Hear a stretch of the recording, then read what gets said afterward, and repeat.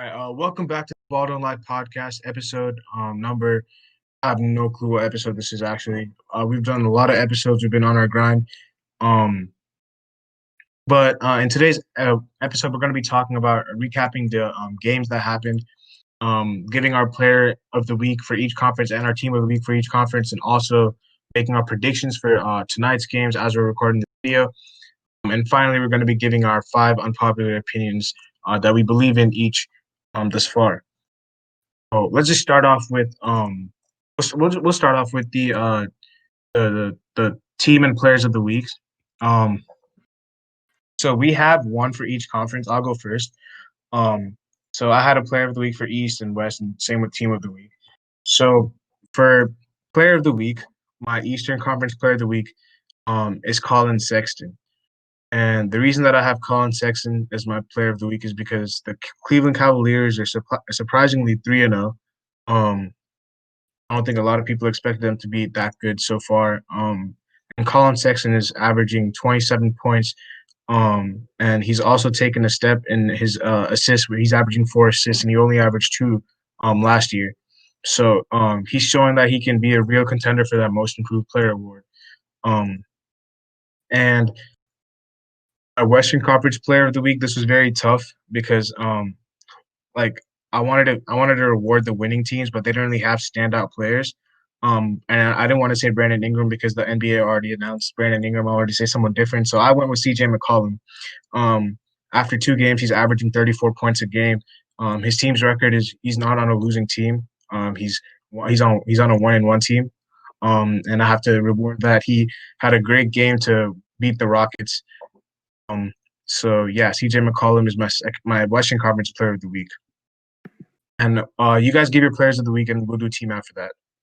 Yeah. So for me in the Western Conference, there's only one player that stands out to me, and that's John Morant. I mean, John Morant has played really well in these past 2 games. Yeah, I know it's in losing fashion, but he's just been remarkable. Shooting the ball, facilitating, and it's gonna turn out in a win eventually for the Grizzlies. But he's been playing really well, so that's why he deserves my player of the week.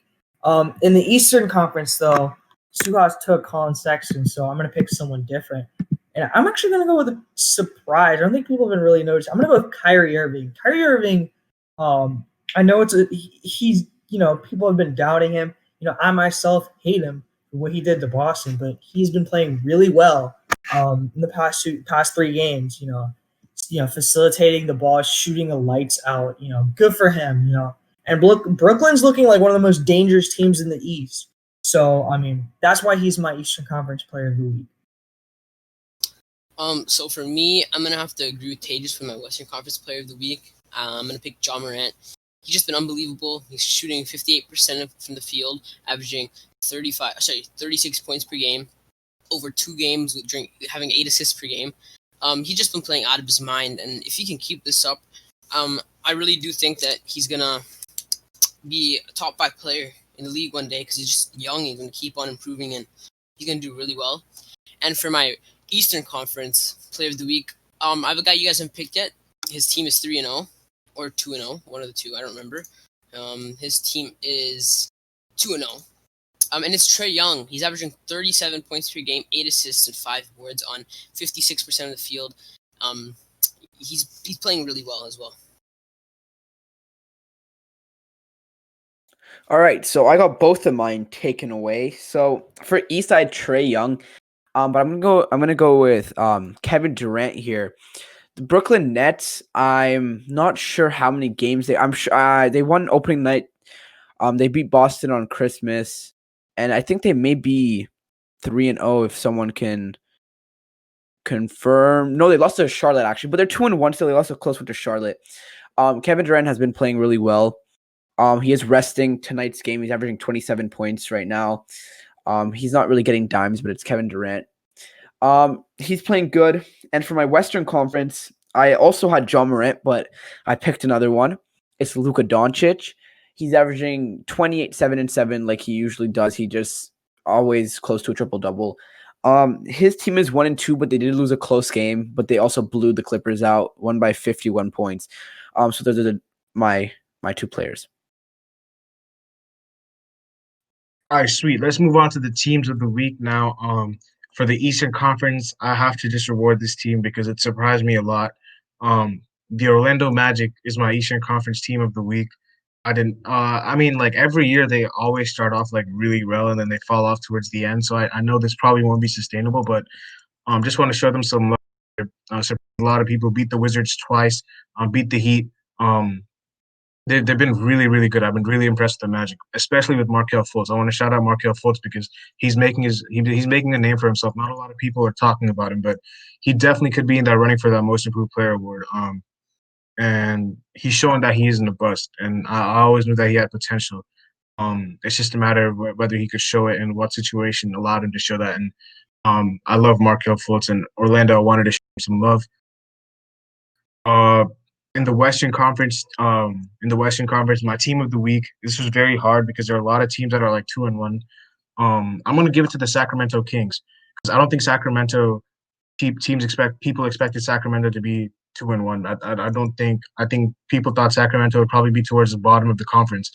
And they've surprised a lot of people. They look really fun. They're really fun to watch. Tyrese Halliburton looks really good. And they're just a very rounded team. I like Sacramento a lot. Their pace is a lot higher than it was last year, which I think suits De'Aaron Fox and all their players. So Sacramento is my team of the week for Western Conference. So for me in the Eastern Conference, I mean, Cleveland Cavaliers, man. They're just playing out of their minds, like, Colin Sexton. And I have to mention, shout out to Larry Nance, man. You saved my ass in fantasy with 52 points on Wednesday. They saved me. Okay. But they're just playing out of their minds. Drummond is playing really well. And don't sleep on Colin Sexton, Darius Garland, man. They're 6'1" and 6 foot, respectively, and yet they are balling. Like I did not expect this from the Cleveland Cavaliers at all. And they played some really tough teams too. When you think about it, the Hornets in playoff contention, the Sixers, one of the top 6 teams in the East, and the Pistons, who are respectable. Like, they have played some tough competition, and they're 3-0. I mean, I don't think anybody expected that. So, shout out to them. In the Western Conference, though, I think there's a few teams. I wanted to give it to the Kings, but Suhas took it, so I'm gonna pick a different team. I just have to. I have to pick the Lakers here. Like, the Lakers just look too good right now, man.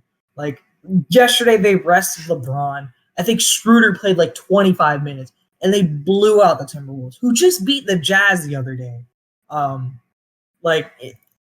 LeBron. Oh, I'm sorry. AD rested yesterday, but LeBron played like 20 minutes. Like, they just blew out the Timberwolves, and yeah, they lost on opening night to the Clippers, which we'll get to later because there's a lot to get to them.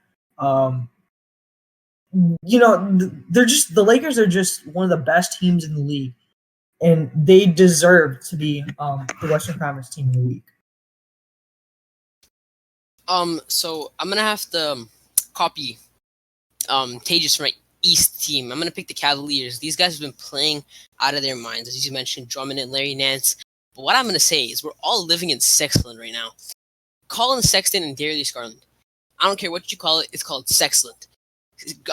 Sexton's averaging 27 points a game. Darius Garland's averaging 19 with 8 assists per game, bro. These guys are going nuts. Okay, and I don't know what's going on to them, but like, they're just playing really, really, really well. And I think that the Cavs can actually be in maybe playoff contention if they continue to keep this up. And for my West team, I gotta pick the Pelicans, man. They beat 2 of the top 6 teams in the East, in the Raptors, in the Heat. Oh, sorry, no, they lost the Heat. Sorry, they beat the Raptors and they beat the Spurs. But I'm just gonna say their players have been playing really well. Bledsoe against the Raptors played extremely well. Ingram played extremely well throughout every single game. Zion's been okay. Lonzo Ball's been playing really well. This team has been playing really well as well. Just as a team as a whole. And I think that they need to get the respect, and I think that they need to be known as a team that can be competing for the bottom of the West. So For me, I'm surprised none of you guys picked this team as your East. I have the Pacers here. So Pacers also went 3-0, and I'm not going to hop on the Cleveland bandwagon because they've been getting a lot of posts because obviously they aren't a great team and they're 3-0 right now. But Indiana's a team that I think isn't a shocker, but this isn't this isn't like the team that shocked you the most in the East. It's a team that's the best. The Pacers beat the Celtics. I think it was last night. Sabonis got a game-winning and one layup. He did miss the free throw, though. But I think the Pacers look the best. I think they beat the most challenging team. Like Miami's great, but I think Boston is better than Miami and Philadelphia too. They're a new team. They have to gel together. All these top 3 teams in the East, they all played one garbage team. So like you can't really, 2 garbage teams. So you can't really compare that. I just think the Pacers are rolling. And I think Brogdon's playing really well. Now my West team, I have the Lakers. Obviously, I'm gonna pick the Lakers. I'm looking at the standings here. Obviously, OKC's only played 1 game, so I can't really say them. It's mainly between the Lakers. I would say Pelicans for me, because these other teams didn't really win game. Like they're 2-1, like the Suns, but I don't think they beat very great teams. But the Pelicans are a good team. I like David's pick. I like the Lakers for this one. So, yeah, those are my 2 picks. All right. Before we even like give our predictions, I'm just curious, how have you guys been feeling about your teams? Tejas, you can go first. The Celtics are currently 1-2, if I'm not mistaken. Um, so they're 1-2. They lost to they lost to who did they lose to? They lost to the Pacers and they lost to the Nets, but they beat the Nets. Bucks. Yeah, they beat the Bucks in a really thrilling game. So how do you feel about the Celtics, and what do you think they need to change in order to turn that record around? I know it's only early, but what have you seen from them? So I don't want to talk about them now. I'll get to them in my unpopular opinions. But I just want to say one thing. This team, the way they played against the Pacers, they're like 2 contrasting teams. You see the team against the Bucks, who played their butts off and like somehow pulled off a win, and you see the first half against the Nets, where they absolutely compete with them and have a 3-point lead into halftime. But then there's also the Celtics team that blows the lead against the Nets completely and gets absolutely smacked around by Kevin Durant. And then you see the team against the Pacers of all teams, and lose to them without Oladipo. You know how frustrating that is? Like, the lack of effort from the Celtics on some days is terrible. Terrible. And I'm going to get to Jason Tatum later because I have a lot to say about him. But it's just frustrating sometimes watching the Celtics. And I know sometimes, like, I think I'm being a little bit too overreacting because we don't have Kemba, and Jaylen Brown's been playing ridiculous, and Marcus Smart has been playing really well too the past few days. But the amount of effort and energy that the Celtics are putting on the floor is terrible, and they know that they cannot be affording to lose. They cannot afford to lose games to teams like the Pacers. Like it's just really like frustrating, but they'll pick it up eventually. It's just the first few games this season. But they have got to rebound on Tuesday against the Pacers.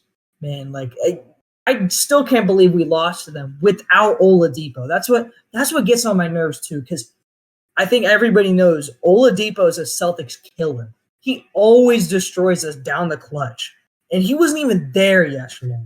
Like it just gets on my nerves, man. But they'll pick it up. We have a few easy games coming down the stretch, but we got to beat the Pacers on Tuesday, and we have to show that we can beat good teams like the Nets and the Bucks. And a good test is coming next Wednesday against Miami. So we'll see how that goes. All right, David. Okay, David, yeah. Go. We'll talk about your team. So I'm gonna introduce David. You want to talk about the Clippers or the Raptors? Both. I'll talk about both. Yeah, 2 teams, right? You Yeah. want some? Okay, let's start off with the Clippers because yesterday the Clippers did something very historical. Ended up losing by 51 to the Mavericks. Yeah. But they did beat the Lakers on opening night. And who else did they beat? They beat the Nuggets, right? Nuggets, yeah, they looked very dominant in that first quarter against the Lakers. They just we're rolling and rolling. If the Clippers can play like that all the time, they look really scary. But then if they look like what they looked like against the Mavericks, that's also something bad. They also looked pretty dominant against the Nuggets too. Against the Mavericks, no Kawhi, I no Marcus Morris. That shouldn't be an excuse to lose by 51 though. We just looked pretty terrible. Nobody but like Paul George could like create their own shot. Zubats was playing okay. Ibaka was playing okay, but as a team and as a team as a whole, we just played terribly. After that first quarter, we were already down 30, and Mavericks just kept on putting their foot on the pedal, and we just didn't look good. And then by the third quarter, we threw in the towel and put in our like fourth string. It wasn't good. And for the Raptors, the Raptors. Yeah. So in the first game against the Pelicans, we had a lead going into the second half, and then in that third quarter, I don't know what was going on, but Bledsoe made like 4 threes in a row. Out of all people, Bledsoe. He was just killing us, him and Ingram. Lonzo was making some nice passes. I don't know. I'm pretty sure like Lonzo's only assists were in that quarter. And like he they just came back in that third quarter, and in the fourth quarter we somehow had like a little split where we came back and it was like a close game, but then they just took it back and they won. And for the game against the Spurs, man, we were leading the entire game. It was a close game, though. Like, our entire team played well, and we still lost. Like, Siakam had 16 points, 15 boards, 5 assists. Lowry had 16 points, 10 assists. Van Vliet had 27 points, 9 assists. Boucher was a god. 22 points, 10 boards, 7 blocks. If Boucher, like... I think Boucher... I have something for my... unpopular opinions about Boucher, and then I'll mention that later. But I think Boucher is going to be playing pretty well this season. Dorian. You want to talk about the Lakers or Raptors first? I'll talk about the Raptors first, because it's me shorter. So obviously the Raptors, absolute tragedy. They don't know how to win a game against two teams that are. I mean, Pelicans are pretty good, but like losing to the Spurs, that's not acceptable. They lost to let's talk about opening night, or Christmas Day, sorry. They lost to the Pelicans. Oh no, sorry, it wasn't even Christmas Day. I'm just getting confused right now. Anyways, when they played the Pelicans, their first game, I think it was the 23rd. I may be mistaken. They lost a game that they should have won. I think they were ahead in the first quarter. They straight up shouldn't have lost against the Pelicans on first day. And then against the Spurs, like David said, they were up the entire time. And at the end, you can like I don't know if we were down by, I think we were down by 2. I'm just gonna verify that. The Raptors were, well, the score they won by 5. Okay, I think they were down by 3. And Fred shot a 3 that he shot against Boston in Game 7 that got blocked by Grant Williams, or it got tipped, or just got affected by Grant Williams. I don't quite remember. It was a bad shot. Like, that's not the play you want to tie the game. It was like a good like they got to contest you pretty well. I don't like what the Raptors are doing right now. If you can pull the trigger to get Harden without giving Siakam, I think you do it. Harden's a beast. We saw what he did. It's just tough for the Raptors. The East isn't very, like, I'm going to keep saying this. People keep disagreeing. I think the West is a lot better than the East. And if the Raptors keep playing like this, they're going to get first rounded. And I like, if the Raptors get the 5 seed even, they can play a team like maybe Boston drops without Kemba in the regular season. They're going to get first rounded by Boston. Like, they need to pick it up. I know it's the beginning of the season, but still. Now moving on to the Lakers. They're looking good. We lost to the Clippers. That's not like a disappointing loss because you lost to a team, a very good team, the team that's probably going to be the 2nd seed in the West. I'm glad that the Lakers aren't the team that lost by 51 points to the Mavericks. We actually beat the Mavericks. So by quite a lot actually. So and then everyone wants to keep saying there's no Kawhi, but let's remember the Mavericks don't have Kristaps Porzingis either, who's also a very good player. But let's talk about the Lakers specifically here. We beat the Timberwolves, who aren't the greatest of teams, but we didn't have AD. LeBron barely played. Kuzma stepped up big. He had a really good first quarter. Like, just he had a really good game overall. Marc Gasol had a really good game. He had 4 blocks. He was nearing a triple-double. Schroeder and Trez look really good in the Lakers uniform, especially Trez. I like how Trez is playing. He's still, I think he's averaging like 18 and 10 or 16 and 10. He's having a good game. And Schroeder, a good season. And Schroeder's also, Tejas thinks it's Schroeder. I'm gonna say Schroeder because I believe it is Schroeder. He's also having a good season. I like him on the team. We're gonna get a good win tonight against Portland. I'm not sure if LeBron's playing or not. We might get that during this podcast. We'll go 3-1. Portland's a great team. Excited to see that game. AD's playing tonight. Tries at 17-6. Thank you for confirming. He's having a good season though. I like him. I don't think he's gone worse. I think the Lakers are looking good. Championship season incoming, and once we play the Nets, who Suhas is riding, we're gonna show them that the West is different than the East, and that they're just an overrated team right now. So, yeah. All right. Well, for the Heat, we lost the opening game to Orlando, which is something that we always do for some reason. For some reason, Orlando always beats us on opening night. I'm not too worried about that because we had a bunch of turnovers and guys were just not able to like catch passes for some reason. I don't know, like Kendrick Nunn. I don't know what is up with the guy, but he has to perform. Otherwise, we find out that his spot is going to be taken by Avery Bradley, who played amazing in the Pelicans game. Um, so it's just Kendrick Nunn and Mo Harkless are the only 2 players that I'm worried about. Everyone else looks really good for us. Duncan Robinson went off. He has that capability to go off on any given night. Bam has been our best player. I mean, he's just been carrying us a lot. And Precious looks amazing because in the last 8 minutes against the Pelicans, we have to play. Because Precious was playing amazing defense and he was just playing his role. He just looks like a Bam 2.0. And Goran Dragic has been our unsung hero off the bench. I said 6th man of the year. A lot of people laughed at me, and he looks like he's in the running for that race, that award. So we look pretty good. Test against the Bucks tomorrow. It's going to be a real test against the Bucks. So the Bucks are going to look to bounce back after what happened last night against the Knicks. So yeah, we'll see how that goes. But moving on, we're going to talk about some results here. So there's some teams that are really surprising everyone right now. We'll talk about the let's talk about the Bucks, bro, because the Bucks are thought to be one of the best regular season teams in the league, and it's really early, but they're 1-2.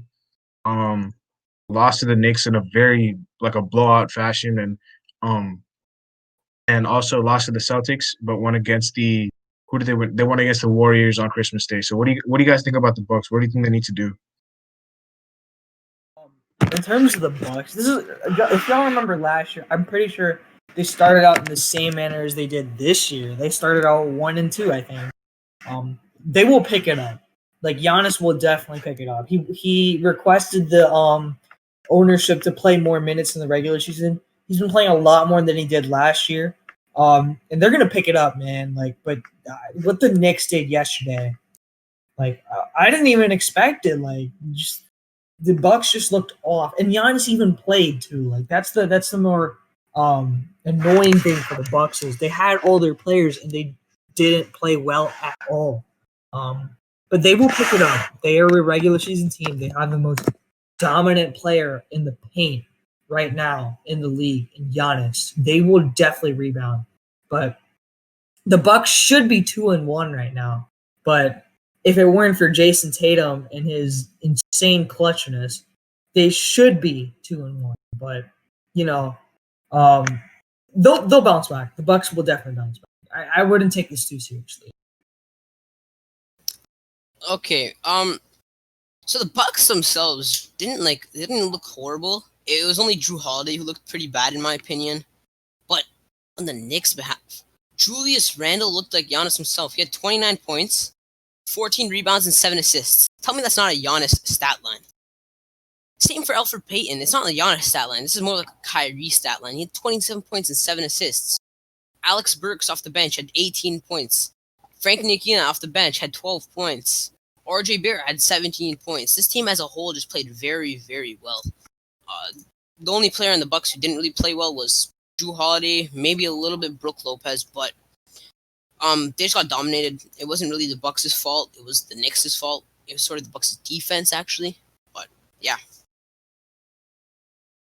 All right, so the Bucks absolutely suck right now, but I agree with Tejas. They will pick it up, I'm sure. Giannis, although his stats may say 26, 13, and 4, he's not really playing like that. Like I'm watching the games, and he's not dominating like I saw last year. Maybe he's just starting off slow, but like you got eliminated in the second round early. So David's trying to say actually it says he has 3.7 assists per game. That's what I'm reading, and 25.7 points. That's what NBA.com says at least. I think this team, this may be a little shocking, goes as far as Drew Holiday goes. Drew Holiday had 2 good games, I believe. They were good games. I'm sure he had 1 good game at least. And they won against the Warriors. I'm just checking that 1 second. Yep. Well, 12, 4, and 6, and he was efficient 75% from the field. And also, in his first game when they lost to Boston, I'm going to get to that, he had 25 points. That's a good game. Boston, the game, although Tatum doesn't want to hear this, that was a really lucky shot by Tatum. Like he's not trying to bank. He had 35. He wasn't trying to bank that shot. Like if you make a bank shot, that's like it's just a really lucky shot. And he had 25 points. That's what the NBA. Giannis had 35 points on the first game. I'm talking about Drew. Tatum's shot was just lucky. Just go ahead. Hey, as Paul Pierce said, I didn't call it bank. I called game. All right. Yeah, I didn't say game. I never said a game winner isn't a game winner. I'm just saying like you're not trying to bank a shot like that. Like he I just want to say one more thing. Tatum has practiced that shot billions of times. Like I have seen him take that same step back over and over. No, he takes a step back, but he wasn't trying to bank it. And no, he's hit a few bankers before. Like during practice and training, if you haven't watched it, like, he practices that. Like, so this is what I think. Not only was that like a shot that I think was really lucky, Giannis also missed a free throw that you should make. Like, I know he got clouded a little. The thing with Giannis is that his free, it doesn't seem like he works on his game. Like his outside shooting is a little bit improved, but like the thing with Giannis is he has too many flaws in his shoot, like in terms of shooting.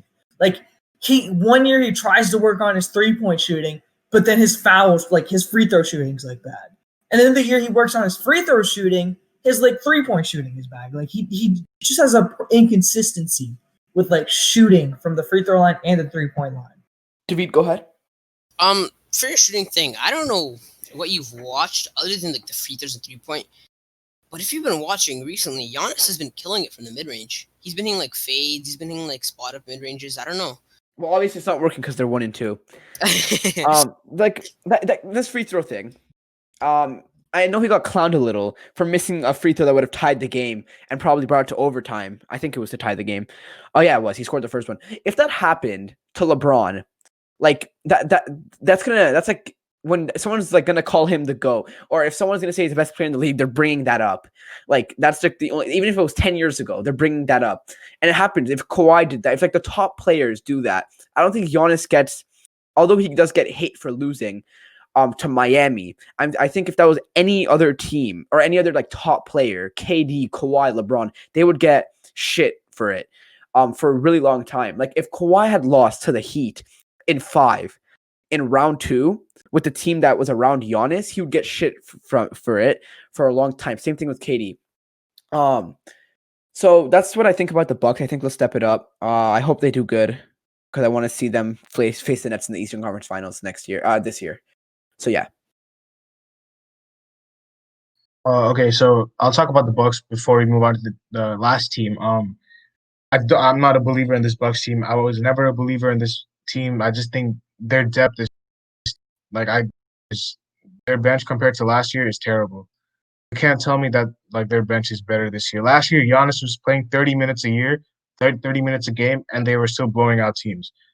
Trading for Drew Holiday, although it was a bonus because they got that third scoring option, they lost, some depth with it. Eric Bledsoe, whatever you want to say about him, he's better than anyone on that bench. Same with George Hill, who led the league in catch and shoot 3-point percentage last year.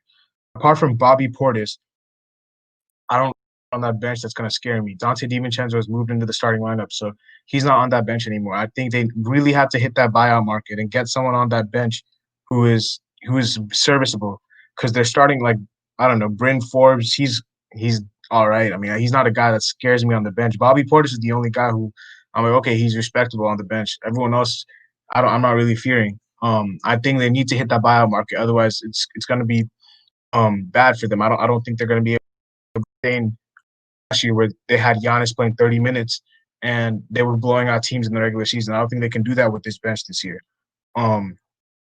And I think that they will step it up because it is the Bucks. Regular season, they're always, very they're very good regular season wise. Yeah, that's all I have to say about the Bucks. We'll make our predictions. We'll make our predictions now for the games that are happening tonight as we I'll be giving you guys. We'll all be giving you guys our predictions, and I'll be giving you the injury report for each team, just so that if you guys don't know. So you guys can. I'll go last. The first game is the Pistons and the Hawks, and let me read you the injury report. The Hawks are missing.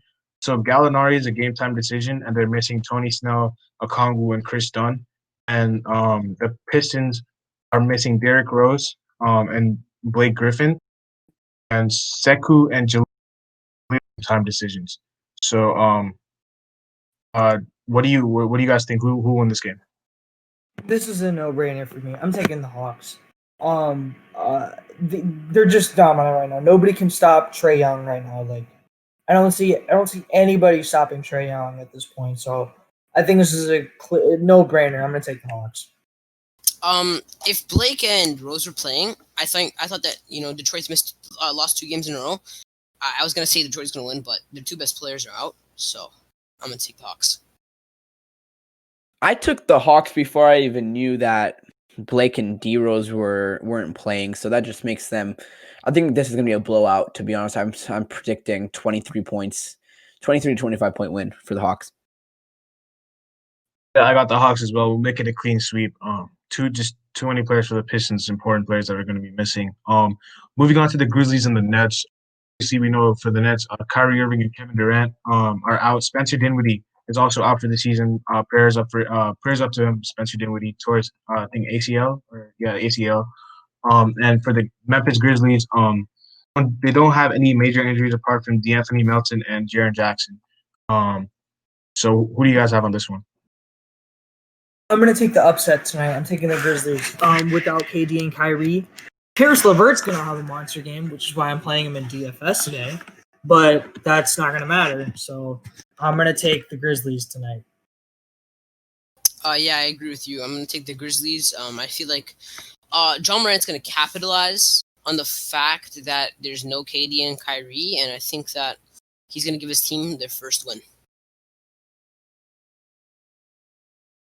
So I also have the Grizzlies. I don't think it's a big upset though, because Kyrie and KD aren't playing and Spencer Dinwiddie's out. John Morant's gonna be guarded by Chris Chiozza. So I don't know what the Brooklyn Nets are gonna do unless Karis LeVert guards him, which would be a little weird because he plays the 2 or 3. So yeah, I have the Grizzlies winning this one. And I also have the Grizzlies winning. I just think that they're 0-2, so they're gonna bounce back. The Nets are just missing too many important guys, like the Pistons were for the last game. Now it's the Jazz versus the Thunder. For Oklahoma, major injuries and Ty Jerome. And for the Utah Jazz, Derek Favors and Shaq Harrison are game time decisions. So who do you guys have on this one? So I'm pretty sure Derek Favors is going to end up playing, but I'm going to take the Jazz tonight. But it's going to be a close game. Don't sleep on the Thunder, man. They got some ballers on their team, man. Like Darius Bazley is really nice. Like obviously we talk about Shea, but Lou Dort has made an improvement. George Hill is a really nice piece. Al Horford's still, that big veteran presence that they have. But I think Donovan Mitchell, they're going to be really pissed off after what happened against the Timberwolves. They're going to bring it out all on the Thunder tonight. That's why I got the Jazz. I got the Jazz, but I don't agree with you on it being a close one. I think a lot of people sleep on this Jazz team. These guys are like, they can be one of those mid-tier playoff teams in the West, and they're so slept on. It's unbelievable. I think that they're gonna be good for a while, and I think that they're gonna win this game. All right, so just one thing for Tages. OKC sucks. Think about it this way: in the NBA, you need to score like about 110 points. Like let's say even to like lose, some teams lose with 100 points. I don't think OKC has enough players. Like, I think even if they played like times 1.25 more minutes than the other team, they still won't score more than them. Like 25, like just if they play more, they still won't win because they only have Shea, and Shea's a scorer. He's not going to score 40 points a game. They beat the Hornets, but that's the Hornets who lack a lot of defense and sometimes run a lineup of 3 like pure point guards. I know Tatus is a Hornets fan, but the Hornets aren't very good. They have Gordon Hayward. I like Gordon Hayward, but other than that, they're running LaMelo to get like 13 minutes. It's kind of tragic. OKC sucks. I'm one of those guys who sleeps on the Jazz, but I think they're going to win this game. I just think Donovan Mitchell is way too inconsistent, and Rudy Gobert is overrated as hell on both ends of the floor. So I still have the Jazz winning, but yeah.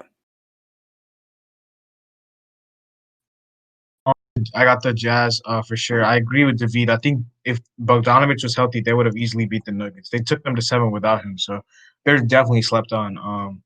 And I think that very underrated team. They're gonna be, in that 4, 5, 6, 7 seed in the playoffs. So I got the Jazz on with this game. And then next we have the Houston Rockets versus the Denver Nuggets. One of the more very exciting games. I believe all those players are out with COVID-19 again. Ben McLemore, Mason Jones, Eric Gordon, Boogie, John Wall. Chris Clemens is obviously out for the season. And for Denver, I think the only major injury is JaMychal Green. So, what do you guys have on this one? This is a tough one considering what James Harden did the other day. I am for sure playing Christian Wood tonight in DFS, without a doubt. That man is going to have a huge game. But I think this decision should be easy. The Nuggets are really mad after blowing 2 games that they should not have lost to. Well, maybe the Clippers game, but that Kings game they should have easily won. So I'm going to take the Nuggets tonight. They are going to bring it out tonight.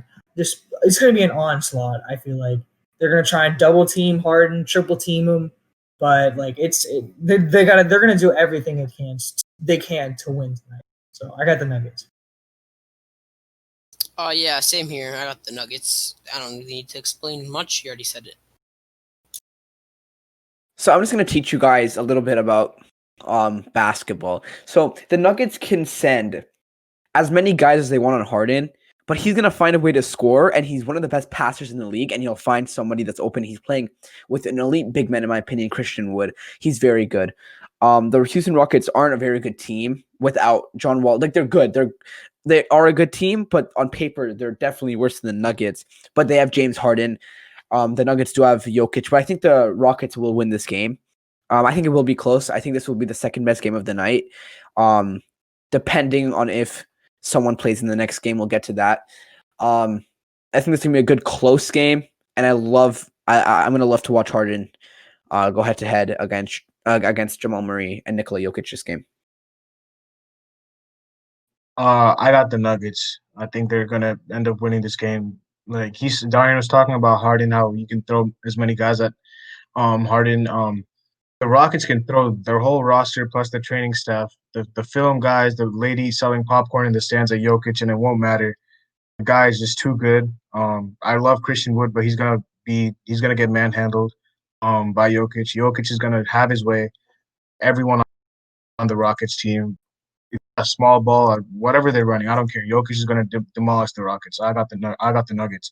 Um, so and then next game we have the Trailblazers versus Lakers.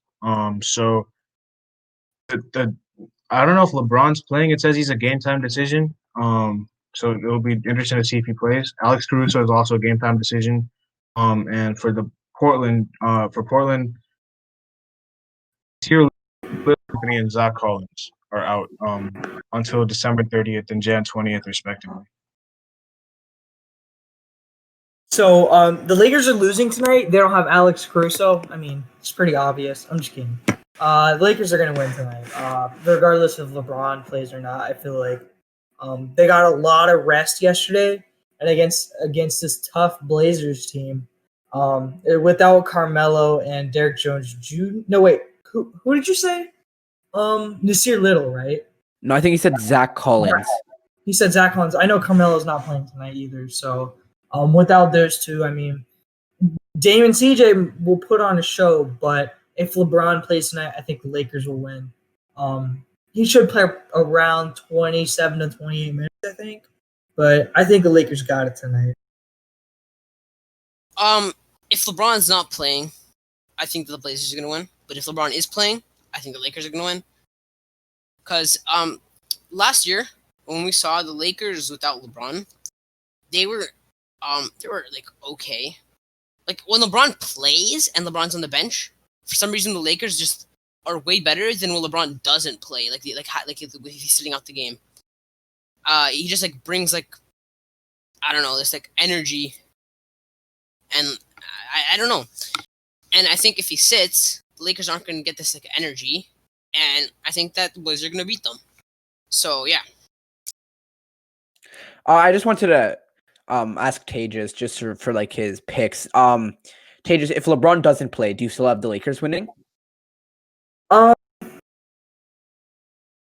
Still have the Lakers winning, yeah. Yeah, all right. They're just too deep. Yeah, I agree with Tejas. I think the Lakers win regardless. I think this is going to be the best game of the night if LeBron plays. David said a really funny thing. He said for some reason the Lakers are worse without LeBron, or I think he was trying to say that they're better when he's on the bench compared to when he doesn't play. I think that's what he meant. That let's just hit like his energy when he's I don't know. Yeah, he's trying to say that when the Lakers bench is in, and like LeBron's on the bench, but he already played, they're better than when he just completely misses the game. I don't know. It depends because those are different games. I don't think you can really compare the moments. The Lakers, that was last season. The Lakers are better this season. The Lakers have the sixth man, the runner-up. They're two great guys, and AD's playing tonight, and AD's better than Dame and CJ. I think it's going to be the best game of the night if LeBron plays. If they don't, second best game. It's going to be a great game. I have the Lakers winning regardless on if LeBron plays or he doesn't. If LeBron plays, I have the Lakers. If he doesn't, then I have the Blazers. That's pretty self-explanatory for me. Okay, yeah, that's it for the games, I think. Yeah, that's it for the games for tonight. Tejas will be tracking down the picks and like he's been doing. So let's move on to the little game that we have, which is our 5 unpopular opinions.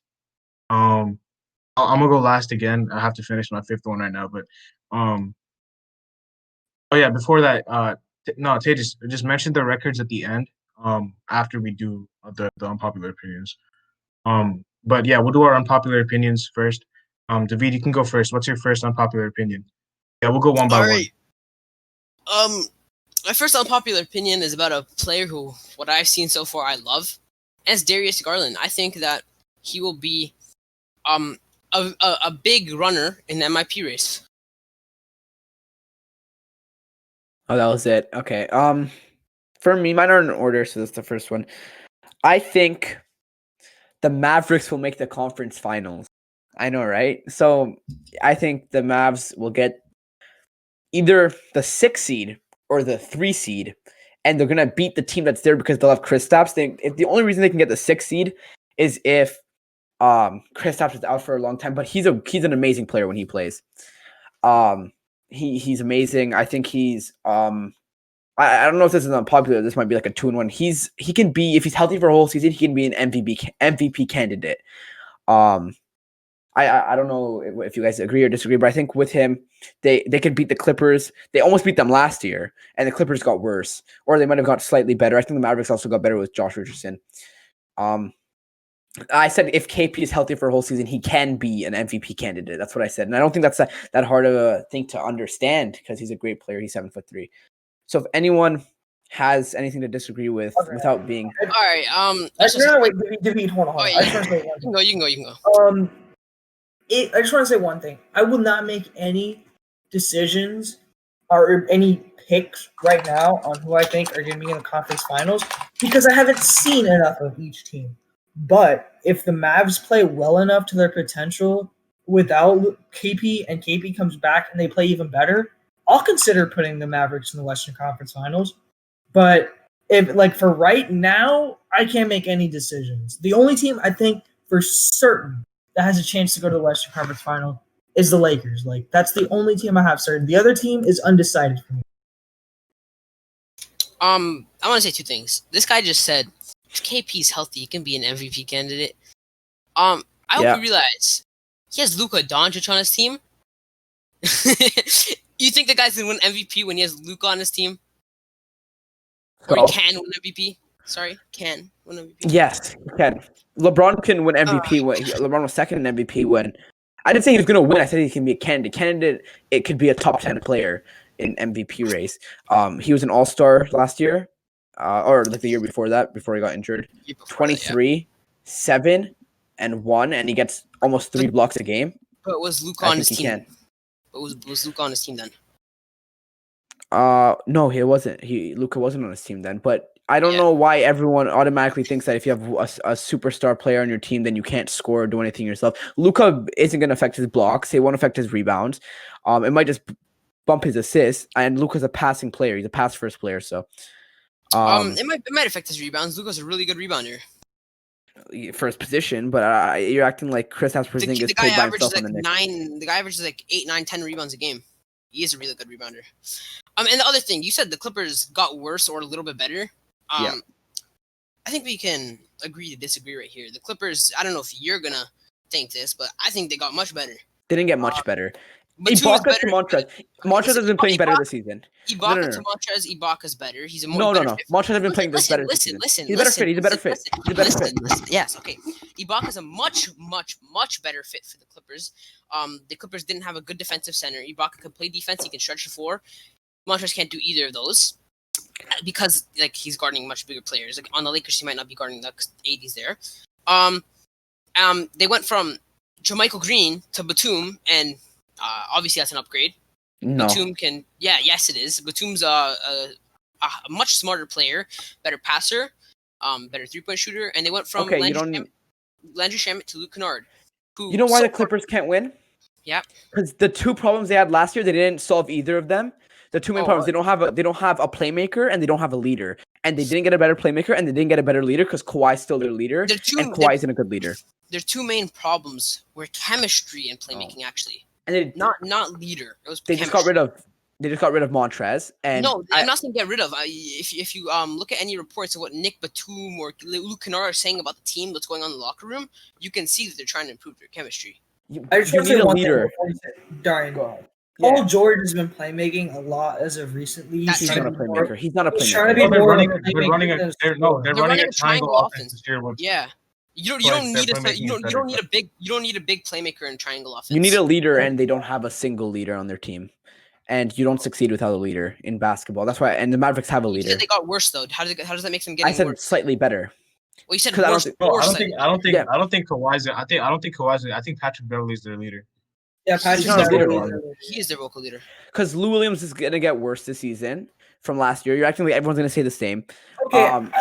Yeah. The thing with Lou is Lou still can score efficiently. That's all he needs to do. Yeah, but he also can't defend. Okay, that's also true. But like he's still older. I don't know what you guys are like saying about like the Clippers and stuff. I don't know what you guys are saying about the Clippers and stuff. All I'm saying is that you said Kristaps Porzingis is an MVP candidate. If he's healthy. No. Yeah. I think he can be. No. Candidate can be. Same thing. It's not top 10. It's top 10. Candidate is like top 3 or top 5. No, I didn't say he can be MVP. I said he can be a MVP candidate. Okay, yeah, I still don't think he's going to be a top 5 candidate. I didn't say you have to think it. I said I think let's can move on. be. Yeah, let's move on. Okay, so my first unpopular opinion, I have to say it. Darian, you might get offended, but it is what it is. Okay, I think Ben Simmons is overrated. I have seen zero improvement from Ben Simmons at all. Zero improvement. I have seen zip. Like, I don't see any scoring improvement. I don't see any passing improvement. He's got the defense, but I see zero improvement. I don't see a jump shot. I don't see the jump. And I've been hearing for years from Sixers fans.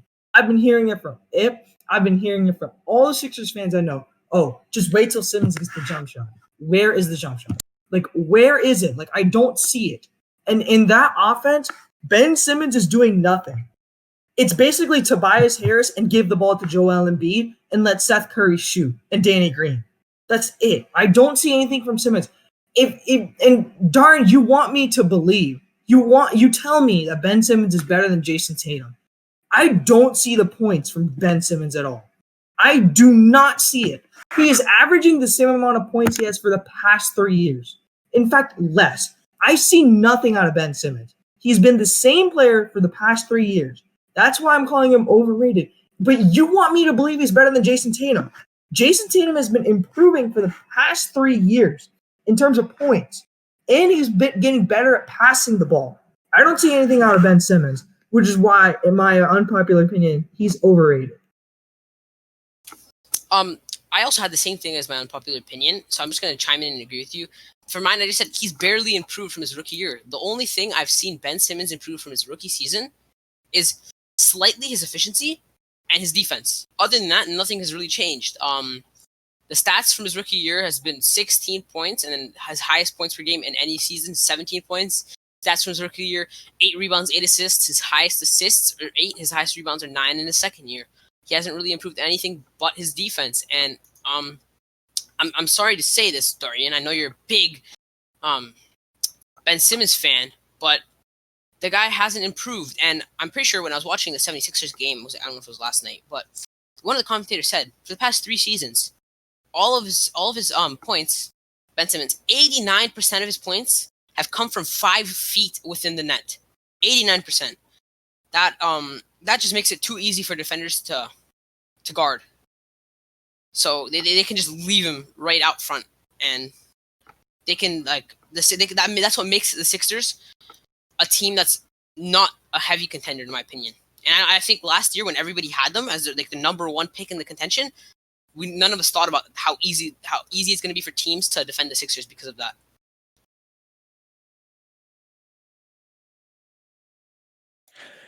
All right, so I just need to say something about this. Ben Simmons. I don't know what you guys think you're accomplishing here, disrespecting Ben Simmons. Apparently, rookie Ben Simmons is better than current Jason Tatum, according to Tages, saying that he hasn't improved. Let me tell you something, my dear friend. Stats don't show the full picture, and Ben Simmons is young and he's played 3 games this season. How do you know that he won't improve? He doesn't need a jump shot to be as good as he is. He needs a jump shot to become an MVP. I think if he gets a 30, like he shoots like 4 threes a game, 37%. I don't think it's going to happen, but I think if he does, he'll be the MVP of the league. He's that good. He's by far better defender than Tatum. Like, it's not even close. Like, I don't want to hear that. He's way better at finishing. And you said it's bad that he has such a high percentage or that he only shoots from so close to the net. That's not a bad thing. Giannis does the same thing. Giannis is trying to shoot more, but he's missing. And Giannis they have a better team around him. And Ben Simmons gets so much hate for not being a superstar. Like, he's one of the most hated on players because he can't shoot. Like, he gets the same hate that Giannis gets, but he's not Giannis's level. You don't get that hate. No players on Ben Simmons' level gets the hate that he does, and he doesn't really deserve it. He's not a annoying player. He doesn't talk bad. He's not a cocky player. And he's one of the most entertaining players to watch. So I don't know what you guys mean by he's not improving. We've seen 3 games from him. I don't think you can overreact. I just want to say one last thing before we move on. Okay. If you watch these last 3 games that the Sixers have played, Darian, he sits at the top of the key, passes the ball to Joel Embiid or Tobias Harris coming off a screen and does nothing else. Literally, the majority of times, that's what happens, okay? And all I'm saying is that if he doesn't show some sort of improvement in scoring the basketball or shooting a jump shot. He's just becoming overrated, in my opinion. He just is. There's a reason why some people don't have him in his top 20, in their top 25 lists, because of the fact that he doesn't have a jump shot and just sits at the top of the key, literally just doesn't do anything. After he throws the ball to Embiid or like Curry, Green, or Tobias coming off his screen, just absolutely nothing. Okay, that's the last thing I want to say about Simmons. I'm just done talking about him. Okay, he's overrated in our opinion. Sorry. I just want to say one thing. Dorian, you mentioned that if Simmons doesn't need a jump shot, he needs a jump shot to become an MVP candidate. What I'm saying is not for Simmons to be better. What I'm saying is in order for him to help his team win, he needs a jump shot, because him not having a jump shot makes it a lot easier for other teams to defend the team as a whole, because they can just leave Simmons at the three-point line and go help on Embiid when he's down low. That's what I'm saying. If Simmons doesn't develop a jump shot, he's just going to keep getting left out there, and the Sixers as a team won't be able to win. And I think that if he doesn't develop a jump shot, eventually from what we've seen so far this season, and you also said how Giannis clogs up paint. Actually, this season, when I mentioned this, from the 3 games we've seen from both guys, Giannis has actually been shooting shots. He said you said that.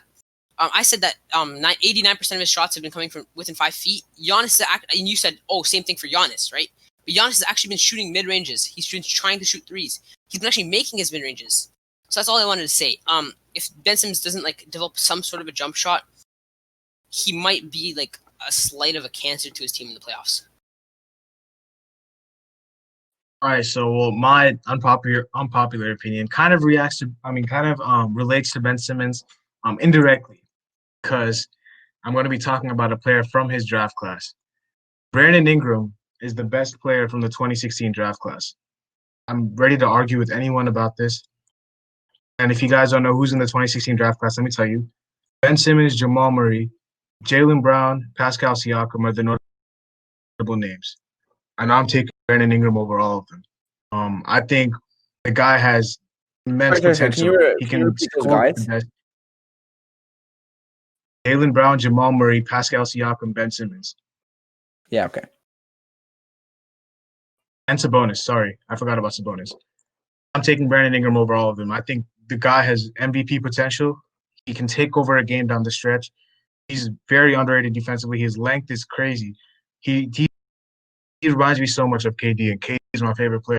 Just a guy who he's just oozing potential. Most improved player award last year. This season, he's been willing his teams to close games against the Heat. I saw him take over the game. Yeah, Brandon Ingram is the best player from the 2016 draft class. That's my unpopular opinion. Yeah, I might agree with you. I just need to see more of what he can if he can keep what he's doing right now consistent throughout the rest of the season, and if Ben Simmons maybe has some sort of a jump shot. But as of right now, I don't know. It's between him and Ben Simmons.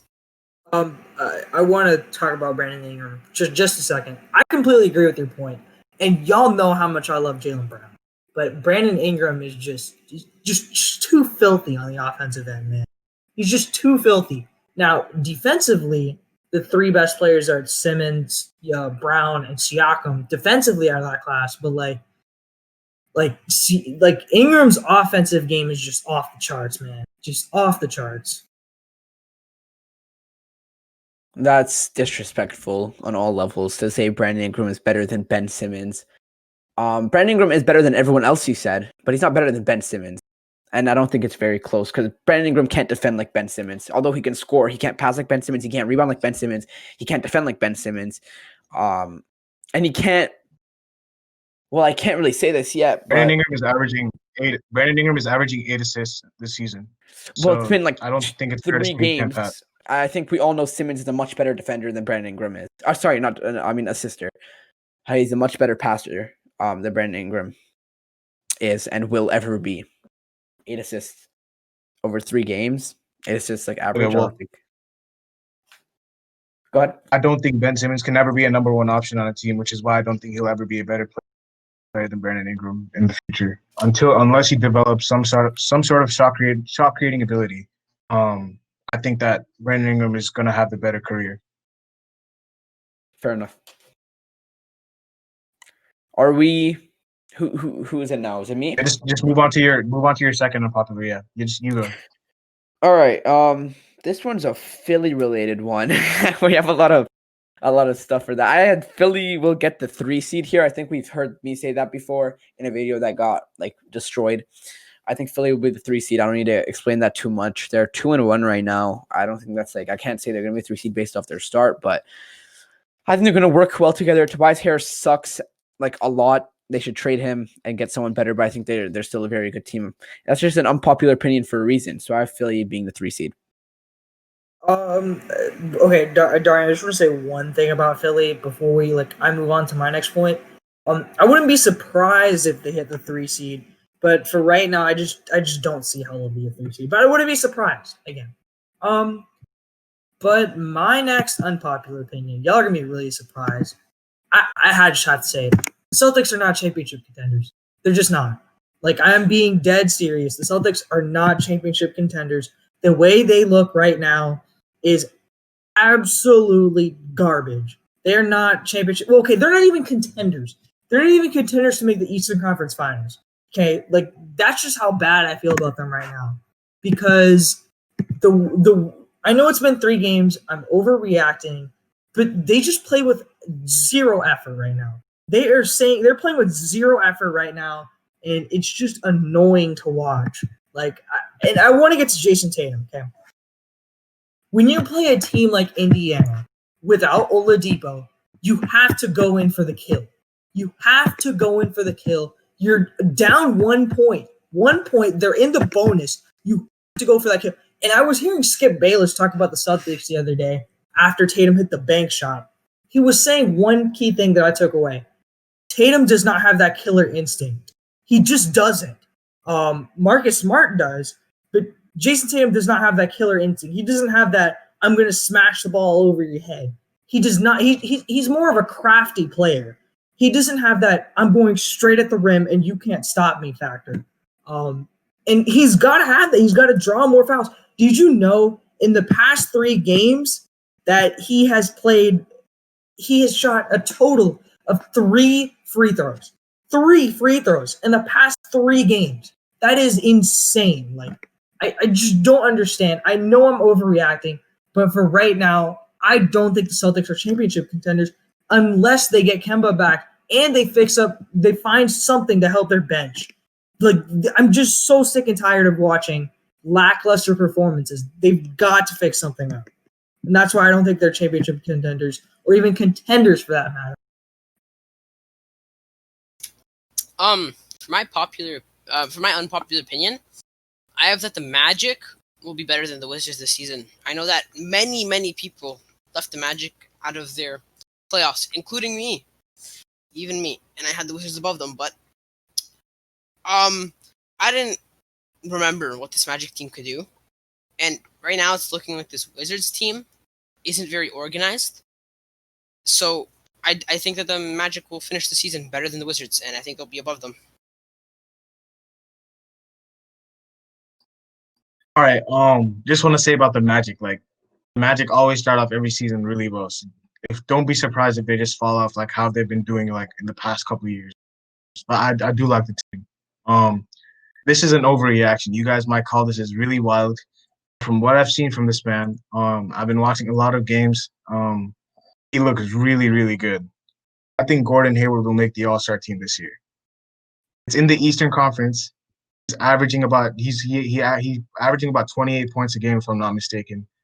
The guy is just he looks like his old self, and I don't know what happened on the Celtics. I think it's because he was in a limited role, but as a number 1 option, 23. Sorry, David. He put up 28 last night. That's why I said 28. But yeah, 23 points per game, 7 assists. He looks really good as a number 1 option. He looks back to his old self. Not completely, but he looks like he can get there. So I think he'll be an All-Star this year in the Eastern Conference. So I'll go ahead and give mine. Mine is another one that's revolved around the 3 seed. I have that the Houston Rockets will be the 3 seed. They will surprise a lot of people this season if Harden stays. This is depending on if Harden stays in Houston, I think they're a very good team. I just think the Lakers and the Clippers are better in the regular season and in the playoffs, probably, most likely. If Houston gets the 3 seed and let's say the Mavs get the 6 seed, that's gonna be a great first round matchup. And the winner ends up playing the Clippers in the second round. That's crazy. That's something I would want to see. I think Houston's gonna get the 3 seed this year. So for my third unpopular opinion, I'm trashing another player. And I'm sorry, David and Darian, you might get pissed off at me. Pascal Siakam has shown me zero sign of improvement. I watched the game against the Spurs, and I just want to say the thing about Siakam's game is it's relied upon the post up, and he gets in the post and he backs down his defender, and he uses the spin move. It's just an addiction at this point for Siakam. Like, he doesn't seem to have a different move than the spin move. I don't see a Euro step. I don't see a jab. I don't see anything. It's just the constant use of the spin move. And I know it's probably going to work now, but in the playoffs, teams are just going to just wait for the spin. You saw what Jaylen Brown did. Just took away Siakam's spin, and he's literally ineffective on the offensive end. I have seen nothing from Siakam. I've seen a little bit of improvement playmaking wise, but like, I just don't see any repertoire. You look at Brandon Ingram. I would put Ingram over Siakam now because Ingram has so many moves in his bag. Like, it's just off the charts. Siakam, I don't see any improvement on the offensive end besides playmaking, and he's just got to like figure out another move, man. Like, the spin move is just too much. You cannot consistently use the spin move over and over and over. You just can't, and that's why I think Siakam has shown zero sign of improvement so far.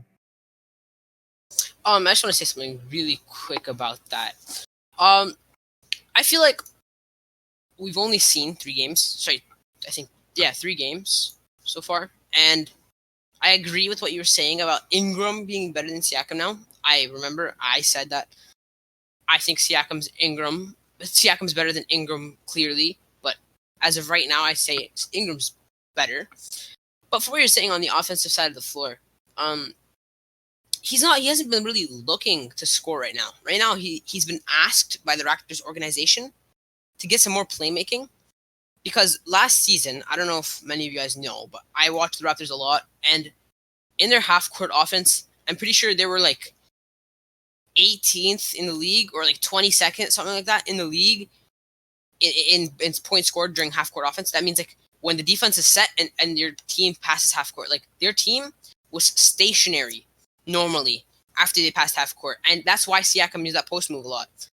But now they're asking for more playmaking out of him, and I think once they get that playmaking out of him, he's gonna open up his offensive game as well because people are gonna be afraid of his passing, and I think that he'll show off some of his moves that he's learned over the offseason or that he's developing right now.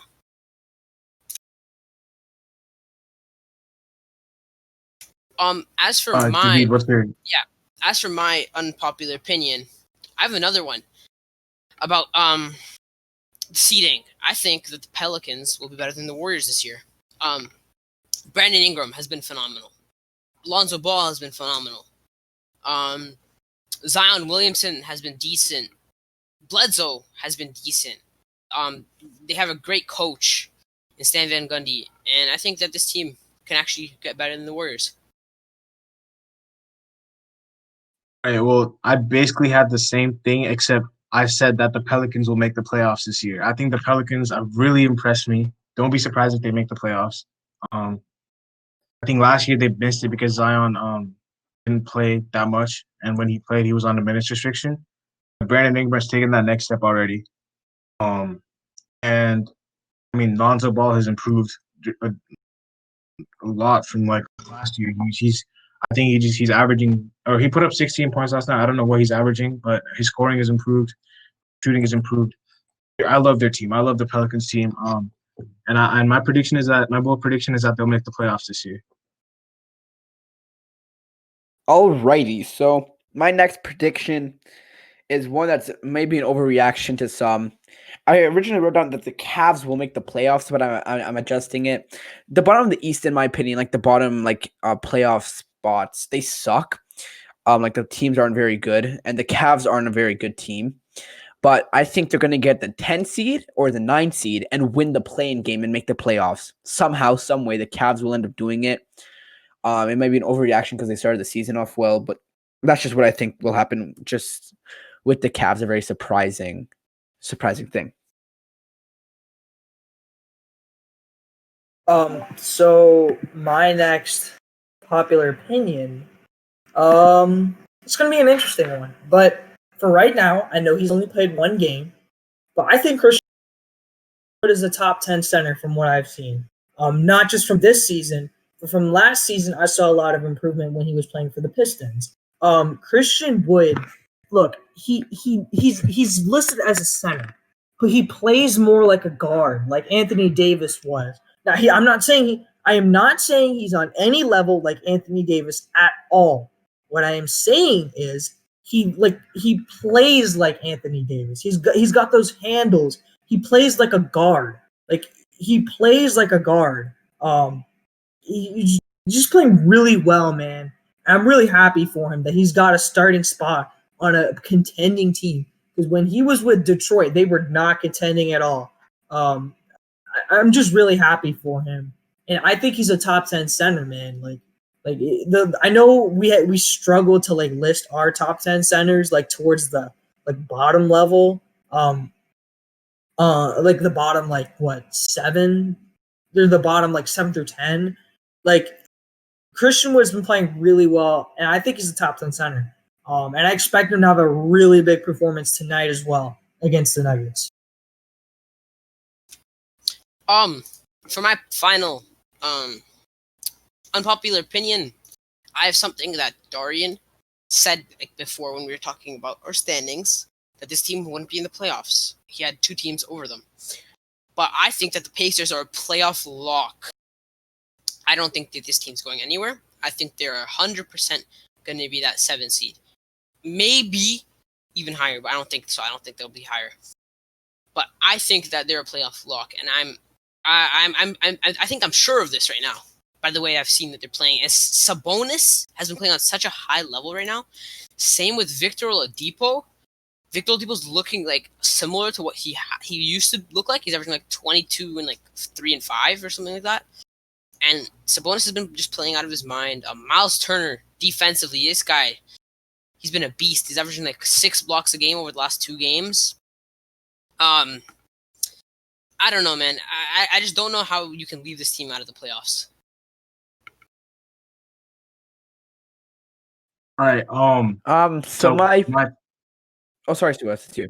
Hey, Darian. All right, yeah. So my fourth one, I got let me read it. Okay, yeah. Luka Doncic will not win the MVP this year, and this year is in caps lock, bold, 72 font.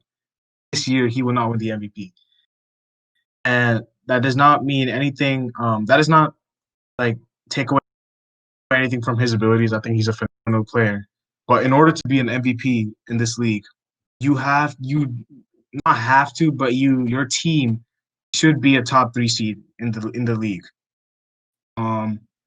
And if they're not a top 3 seed, that means you're doing something extraordinary, like how Russell Westbrook averaged a triple-double. If Luka averages a triple-double, he's not going to win MVP because Russell Westbrook has normalized averaging a triple-double. For him to win MVP and his team not being a top 3 seed, he'd have to average like 40 points, maybe 50 points. If he wants to win MVP, his team needs to be a top 3 seed, and I just don't see that in the West. So that's why I don't think this year Luka. I don't think this year Luka will win MVP because his team isn't gonna be a top 3 seed. But next year, maybe the year after that, I can see it. So my last unpopular opinion, I believe, this is one that I wouldn't have said like a week ago or like 2 weeks ago, but it is that James Wiseman will be the Warriors' second best player this season, and he will win Rookie of the Year convincingly.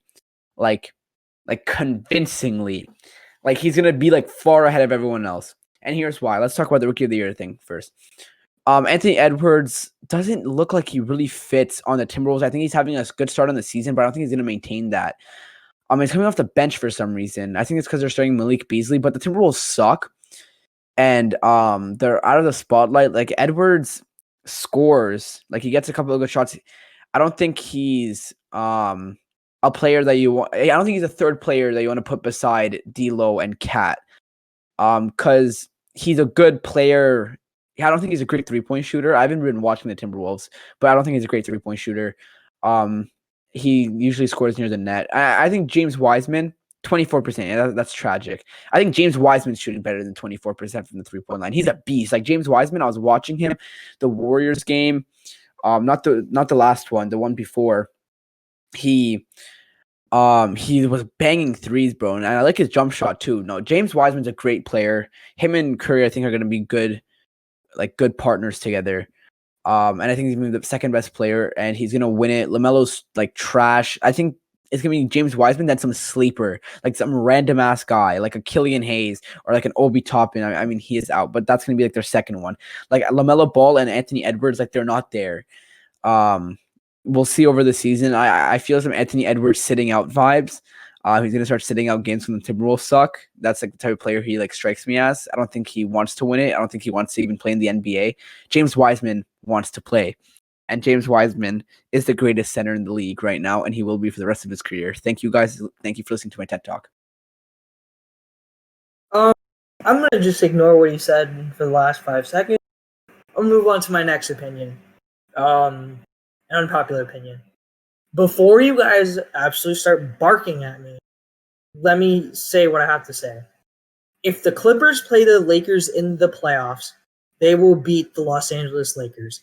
But if they play any other team, they will lose. Find a way to somehow lose. Because, what I mean to say, but let me rearrange my words. If they play the Lakers in like the conference finals or in the conference semifinals, they will beat them. But if they play a team that they play down to competition, they will lose. Like happened last year. So like what I'm trying to say is we saw them absolutely shatter the Lakers on opening night. We saw them, take a commanding lead in the first quarter. But, when they played the Mavericks, I know they didn't have Kawhi. They just don't seem to. They literally didn't care about the Mavericks.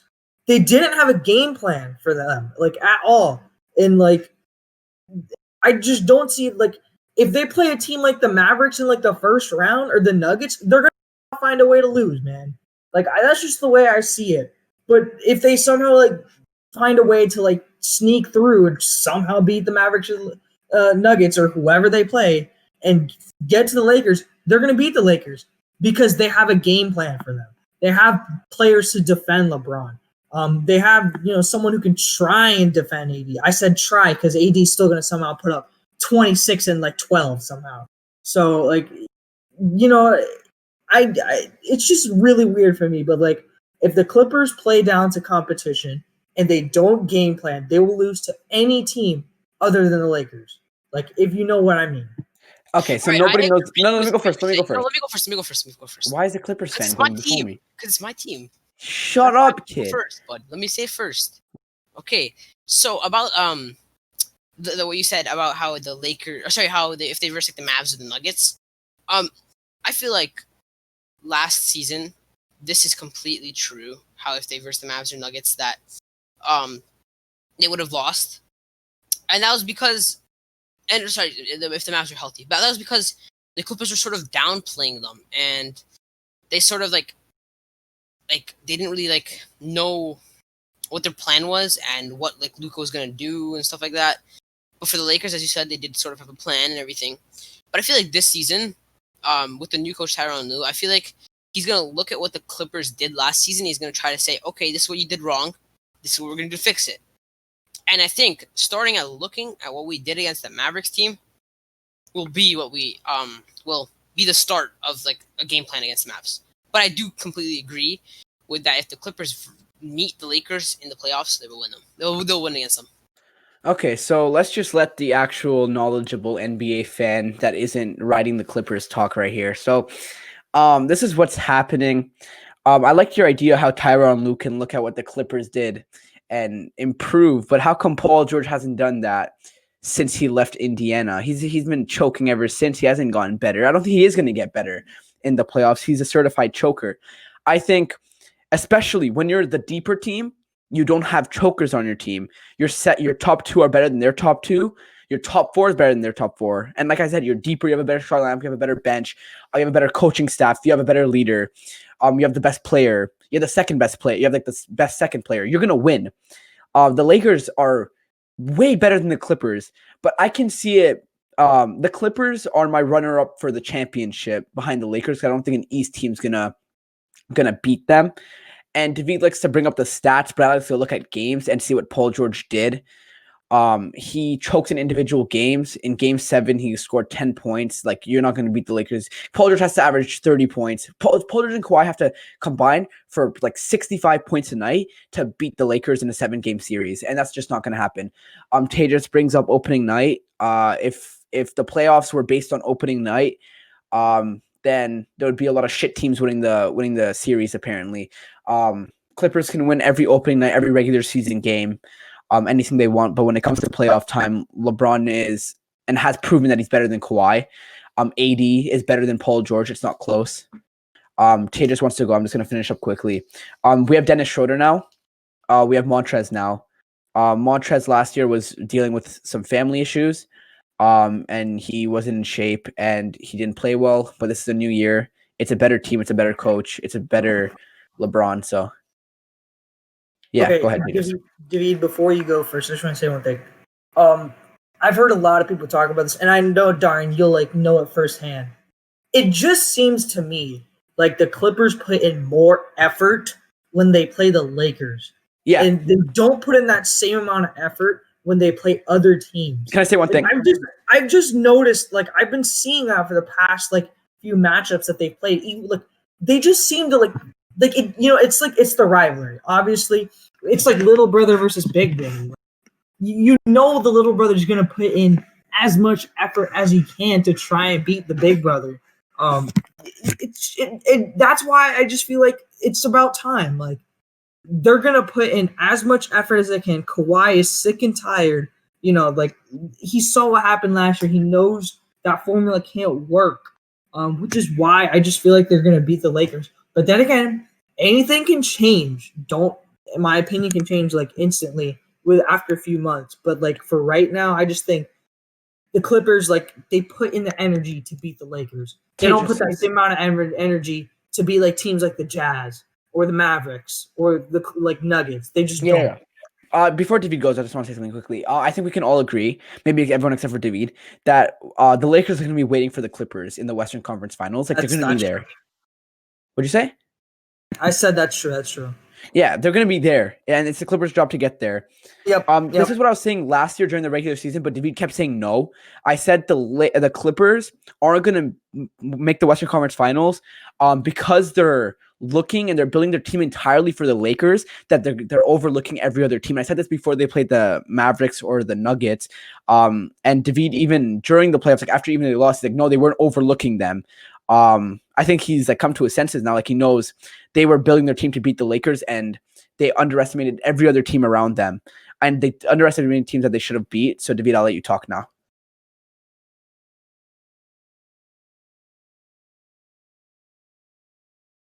All right, okay, well, if David doesn't want to say anything, I'm gonna give my like final unpopular opinion. Before I give my final unpopular opinion, I just make sure to disrespect the Anthony Edwards is stopped. I think the guy is going to be elite. I think he reminds me of D-Wade. He reminds me of D-Wade, and I've watched D-Wade since he's coming to the draft. Since 2003, when he was on the Heat, I've been a Heat fan.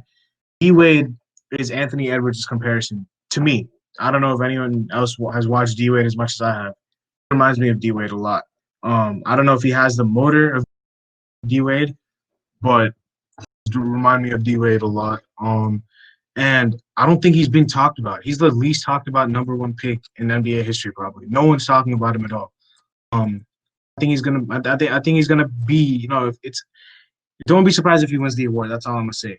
But for my unpopular opinion, James Harden will not get traded this season. That's my unpopular opinion. I don't think James Harden's gonna get traded. I think the Rockets asking price is way too much. I read a lot of reports from like some credible sources saying that the Rockets from the Heat wanted Bam, Jimmy, Tyler Hero, and not Bam, Jimmy, Bam, Tyler Hero, Duncan, and 3 picks. So I don't think the Heat were never going to do that. They wanted some more unrealistic stuff from the Bucks and the Raptors. So James Harden is going to stay on the Rockets. That's my unpopular opinion. Does anyone else have anything to say? Yeah, about the Anthony Edwards being the least talked about first pick ever. Actually, I want to say one more thing. DeAndre Ayton is actually the least talked about first pick in history. Facts. Because he has Luka Doncic and Trae Young to overshadow him. Anthony Edwards sucked. Yeah. So let's place a bet on it. Let's place a bet on Rookie of the Year. He's the best rookie. He's the best rookie in the draft. Rookie of the Year. Anthony Let's Edwards place a bet. is the best rookie in the draft. I say James Wiseman. You say Anthony Edwards. Let's place a bet. If none of them win it, then nothing happens. Yeah. Okay. All right. Cool. But, we'll wrap up here. Thanks guys for listening to the episode. I hope you guys enjoyed it. As usual, make sure you guys leave a like and comment down below what you guys think.